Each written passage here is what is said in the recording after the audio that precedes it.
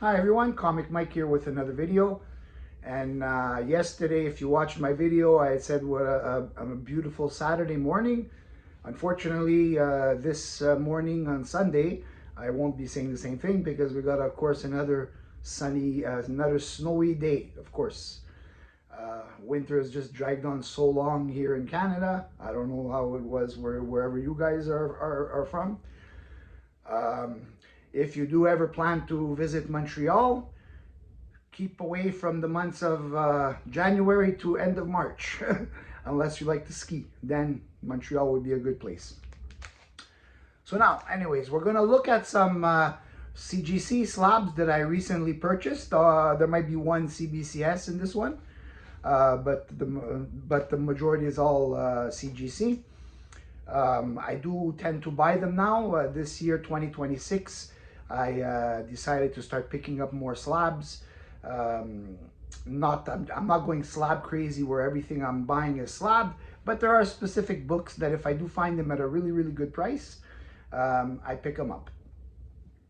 Now, the first one, I do have a raw copy, but I got such a good deal on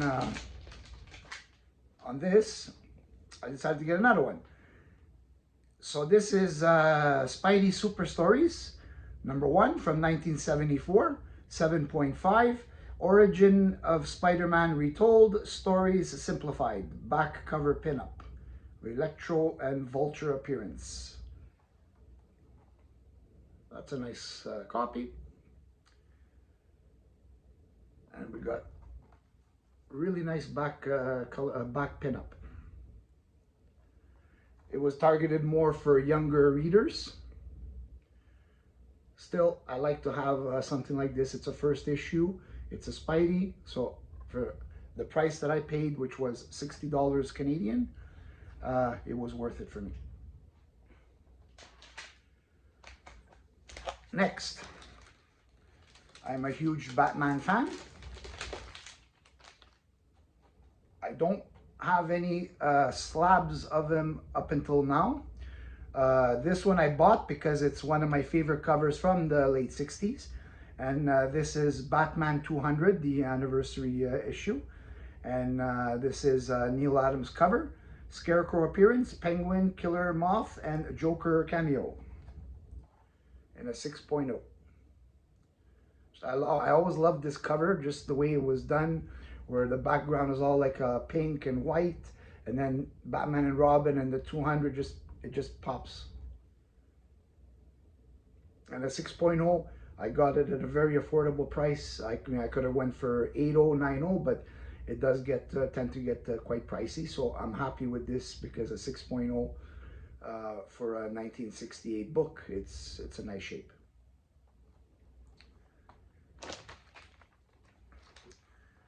Next, this one I bought just for fun, not because I believe it will gain any value.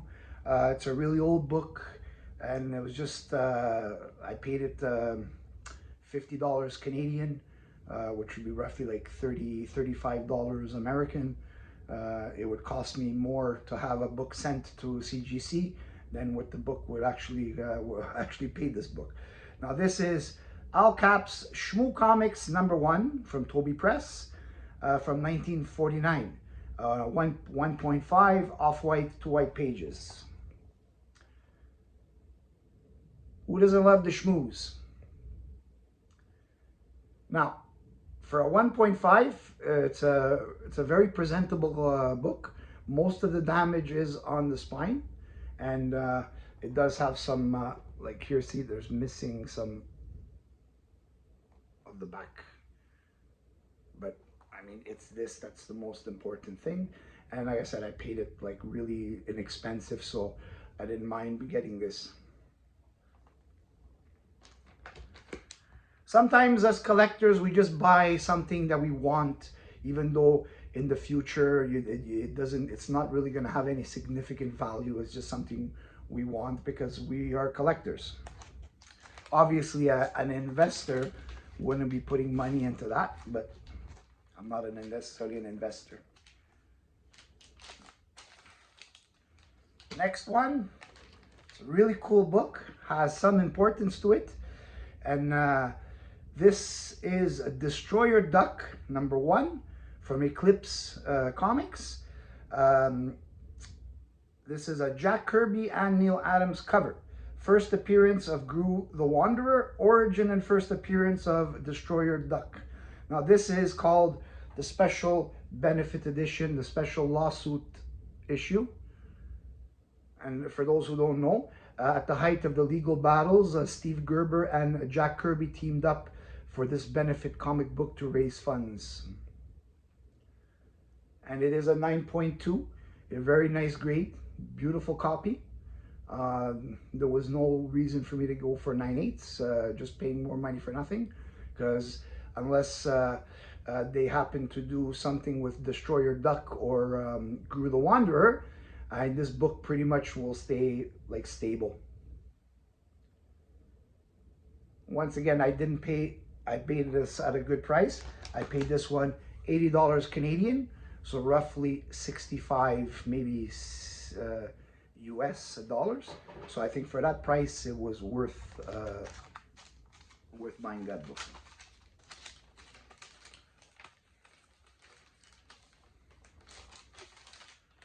Next one we got. Always loved the famous race from the late 60s between Superman and the Flash. It was always a discussion, who is faster? So I happened to come across Superman 199 in a 4.5 CBCS, and this is a restored copy. The only reason why I bothered to pick this up, I mean, I did get it at a really good price because of the restoration, but basically it is amateur restoration, includes a small amount of color touch on the cover. So it's not like the book was glued together and whatever. It's just a little bit of color touch. For the price I paid it, I don't mind. It's still a great key.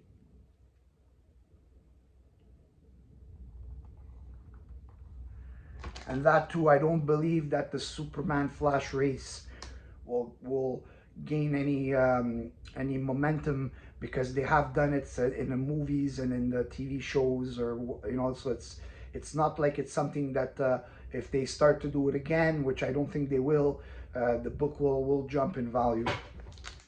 And if I really want, I could always crack the slab, have it the color touch removed, but it's for the price I paid that book, it is not worth it. I paid it probably this one around $100 Canadian, roughly 80 bucks. Sorry, I would say more like $75 American.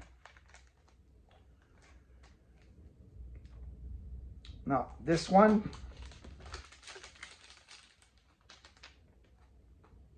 my favorite villain has always been the Joker since I started collecting comics. As you can see, I have several Jokers on my wall. My second favorite villain was always Darkseid. Ever since I first saw him in the Super Friends cartoon, I always was drawn to him, and I really enjoyed the character. How evil, and it's just he's like the Thanos of DC. So I had a chance to pick up a graded copy, 4.5, and this is the first appearance of Darkseid in cameo. I mean, some people say that no, this is not the real first appearance, it's a cameo, and then they put Forever People as the first appearance. Either way, to me, it is the first appearance. Once a character is shown in a book, it's a first appearance to me. Now, this one, the biggest flaw with this book is there's a discoloration right here. And probably the book was put somewhere where there was a little bit of exposure to sun. But the copy, it is a beautiful copy nonetheless. So I don't mind having that. It does not bother me much. If the day comes that I do come across a higher grade at a really, really good price, then maybe I'll upgrade it, and then, but until that day comes, I'll be more than happy to have this. It is a first appearance of my second favorite villain.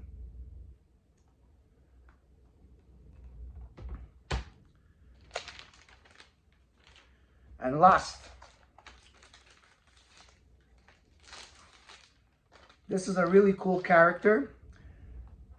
The movie that came out that wasn't very popular, after the movie, it did drop a lot in value. That's why I never follow trends of movies, because it's just an up and down, and especially if the movie flops, the prices decrease quite quickly. Even if the movie is a success, it still does a little decline after. So it's not like, you know, movies are what is going to make or break a book. If you like a character, you like the character. Whatever movies come out has nothing to do with the books. That's why also whenever there is an announcement of a character that is being put into a movie, I never buy, because you're just going to be buying the hype, and then after just wait, the movie's over, and then you pick it up as it's on its way down. And this is Marvel, special Marvel edition featuring the hands of Shang-Chi.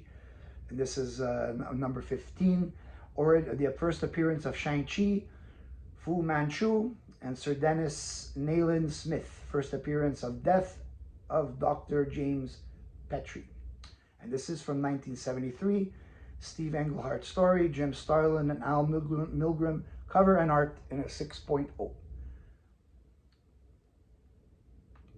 Now this too, I could have gone for the 8.5, 9.0, but I'm happy with a 6.0.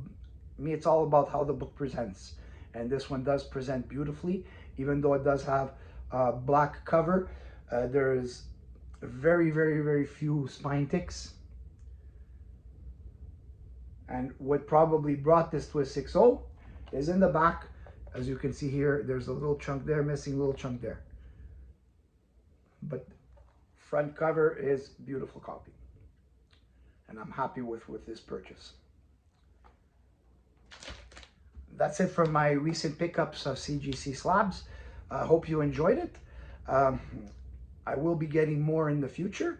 As I have them, I make my videos, and hope you guys always tune in to check out what I do buying CGC slabs. So that's it for this video. Please like and subscribe, leave a comment. I always answer my comments, and I will see you on the next video.